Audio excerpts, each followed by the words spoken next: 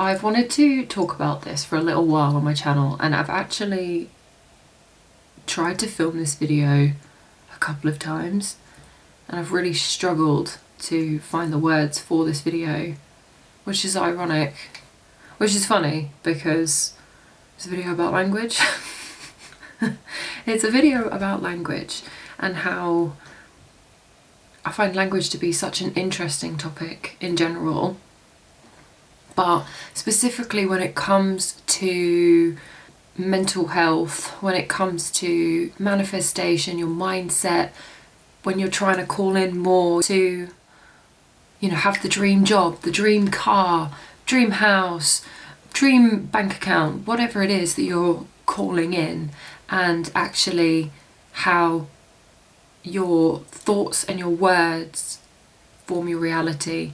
And even just that as a statement is thrown around so flippantly, and I heard it all the time and it just never seemed to bed into my brain until I really started to think about language in general, and how truly thinking about what you're saying really does affect the outcome.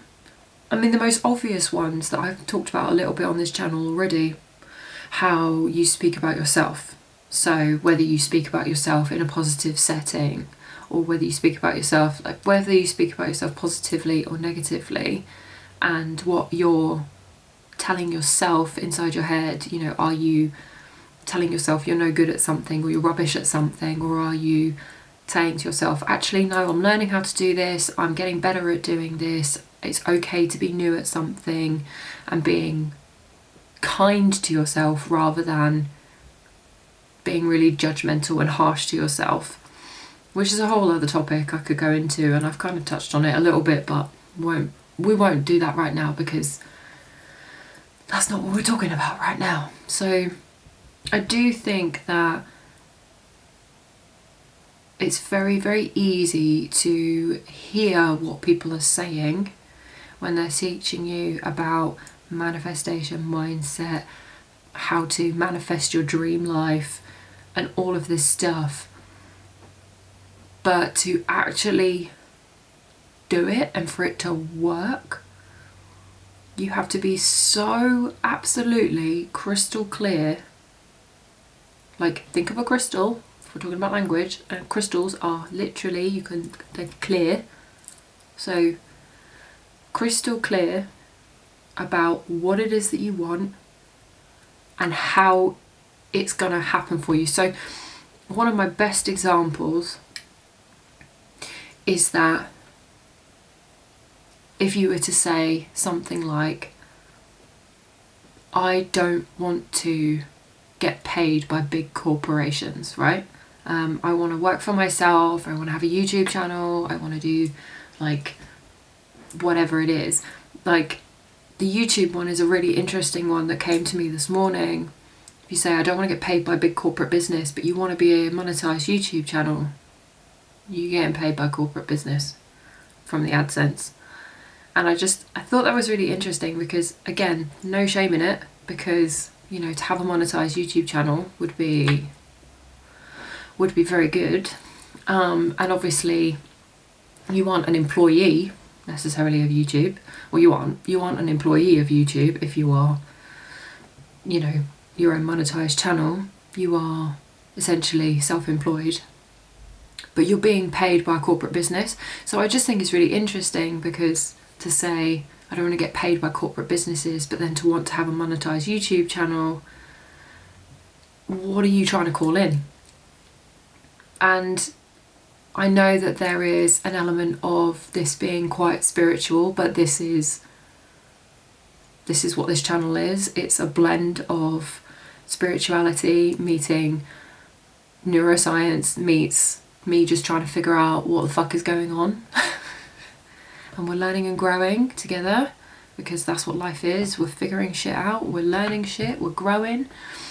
And I just thought of that this morning, and it was such an easy reframe for me in that moment, because I have lots of dreams, goals, aspirations that I want to achieve. That being a monetized YouTube channel, that would be delicious.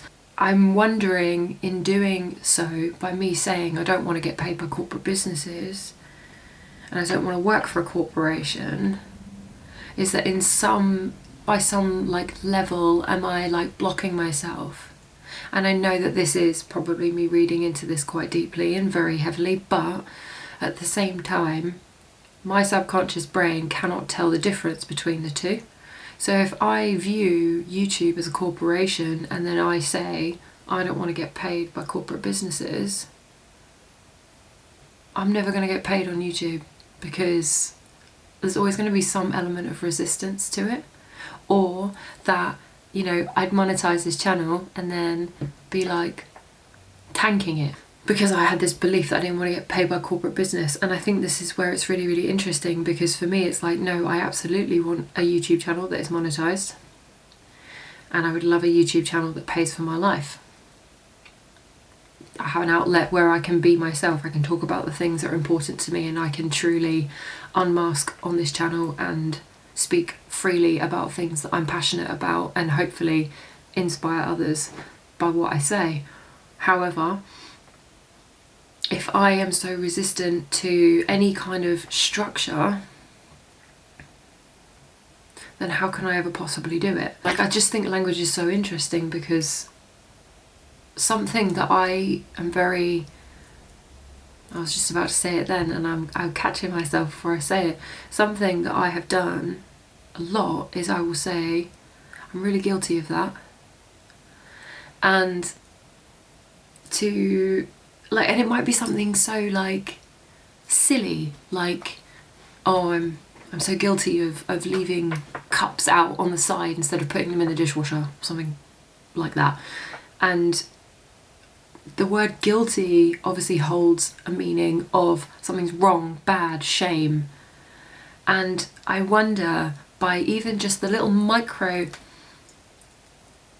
like drops of me saying words like that in my everyday language and everyday speech about seemingly not terrible things, that I am bedding in this idea that I'm doing something wrong, that I've done something bad. And it's not to say that putting something in the dishwasher is good or bad, but I think there's a very fine line between that being something that you're guilty of and then just go, oh, I could be better at that. I could be better at putting things in the dishwasher. I don't know, this, and again, I've just done it there, like, I don't know. I don't have all the answers. And I'm thinking in real time. This is why this video has been challenging to make, because this is something that I do completely unconsciously. Speech is not something I always think about before I say. We have statements and sayings and things that we do and say so off the cuff, and we use it as verbs to describe things.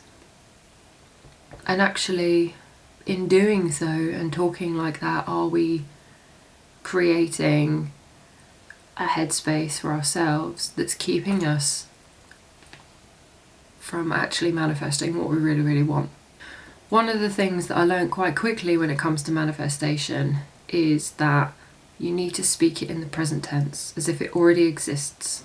It's already here and now. As you are essentially telling your mind and your brain, your subconscious mind, a belief and bedding in a belief so that it will then start to come into fruition. That is essentially my interpretation of manifestation, is that you are speaking in the present tense. I also think it's really interesting as well with manifestation, because again, a lot of it's being taught, and we're being taught about manifestation and to do things really quickly, and everything's got to be done really, really, really fast, when actually changing beliefs about yourself and changing how your brain is wired and the core beliefs that you've had growing up might take a hot minute. It could be done overnight. It could be done in 6 months. It might take you 10 years.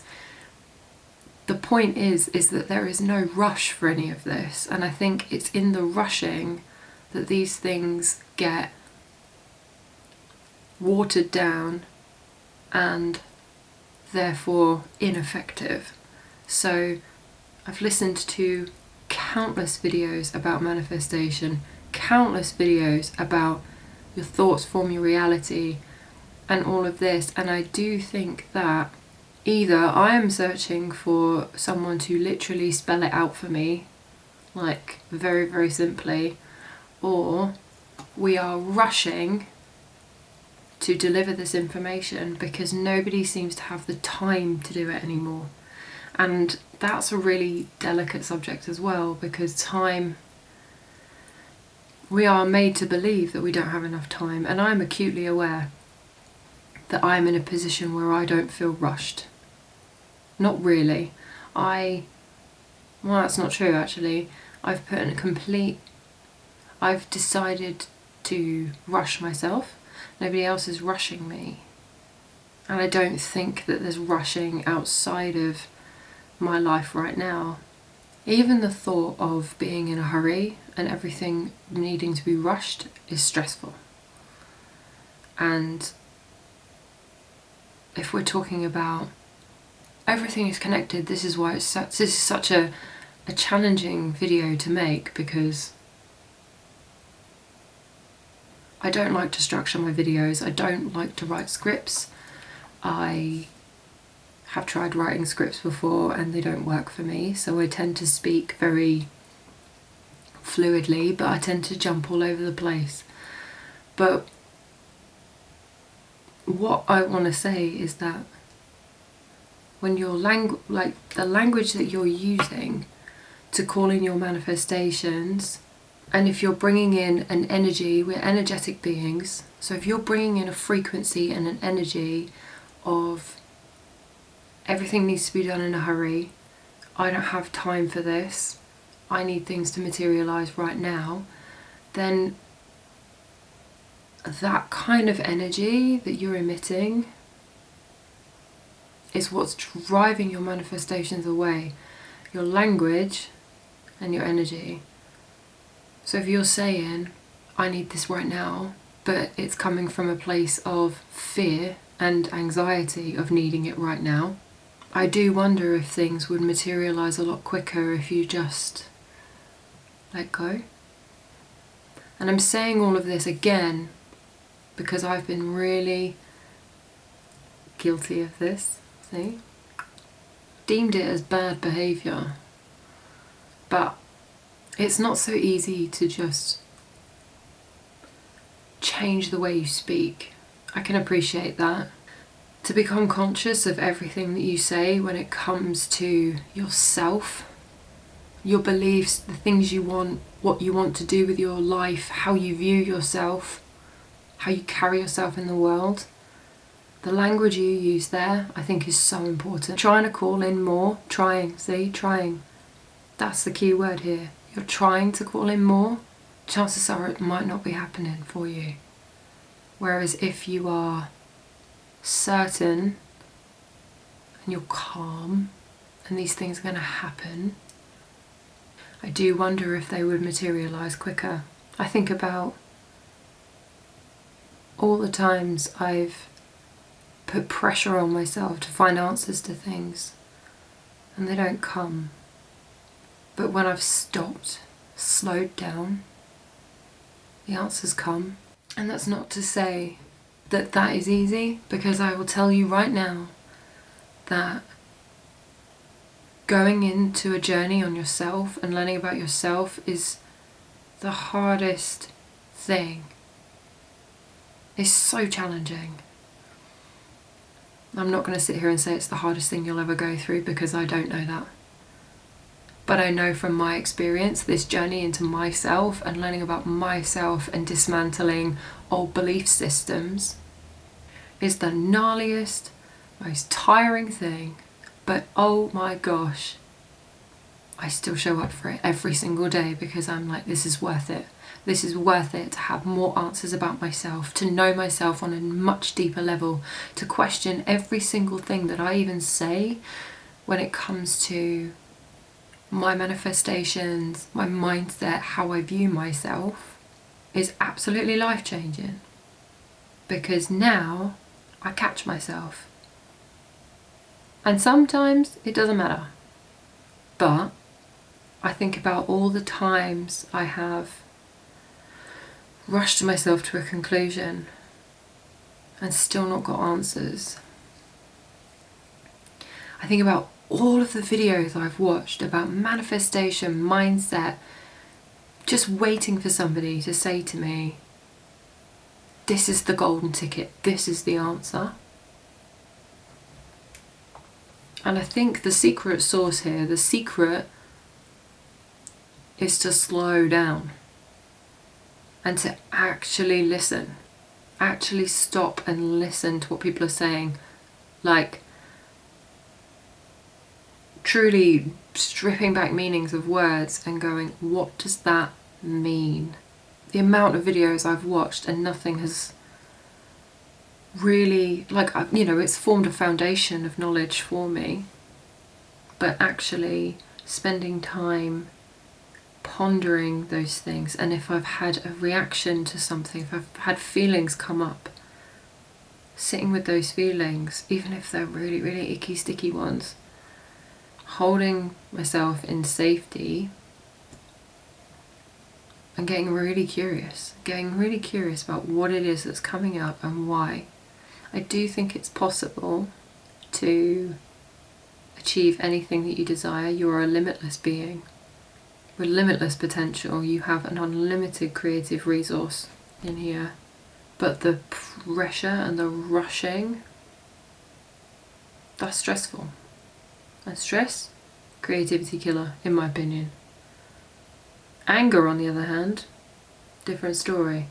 Language is a really, really interesting place to start when you start journeying into yourself. One of my best examples, and it's something that again took a while to click, is when people say they're chasing their dreams. I've done it myself. Chasing. The word chasing implies that you're behind. Like, the meaning of the word chase is literally something like to catch up to. And in my mind, when you're chasing something, you're already behind, rather than with it right now. I think it's thinking about that as a statement is really, really important. And it might feel silly to start declaring that you are something that hasn't materialized yet. I'm still figuring out how to actually speak manifestation and declare manifestations properly, because there's so many layers to this. Not only do you want to call in more, but it's talking about energetics and mindset energetics and wealth energetics and being an energetic being yourself, and how your outward energy is what's going to attract to you. So if there is a desperate energy, and again, holding my hand up here because this has been me, and we're learning and growing, we're always learning and growing, that I've always said things like, I need to do this right now, I have to do this, I'm running out of time. And lo and behold, nothing changes. Because I'm coming from a place of fear, of scarcity, and stress, and lack. Like there's not enough time for me to do something.